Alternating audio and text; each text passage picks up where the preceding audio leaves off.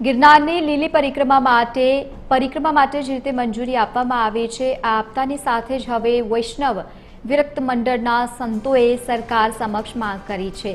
આ વર્ષે કમોસમી વરસાદના કારણે પરિક્રમા સ્થગિત કરવામાં આવી હતી, પરંતુ તાજેતરમાં જ વન વિભાગે એક ચોક્કસ સમુદાયના 400 લોકોને મંજૂરી આપતા વિવાદનો હવે મતપૂડો છેડાયો છે।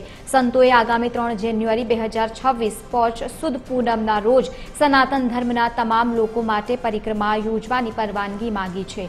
આ મામલે હવે વન વિભાગ અને સાથે સરકાર વહેલી તકે સત્તાવાર નિર્ણય જાહેર કરે તેવી શક્યતા છે, જેના ઉપર ભાવિકોની અત્યારે નજર ટકેલી છે।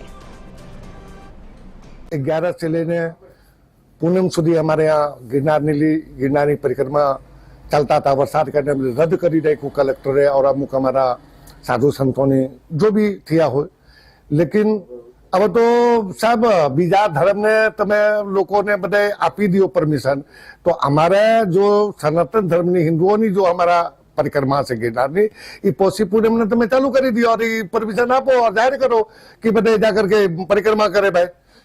कारण कि एक ने दियो और एक ने नो दियो तो वन विभाग वाला ने कोई जैन धर्म वाला कोई हो सका संबंधी था कि जैन धर्म में दियो सनातन धर्म में तुम्हें परमिशन न दियो। तो अब आग्रह राखे गुजरात सरकार से, जूनागढ़ वहीवटी तंत्र से और वन विभाग तंत्र से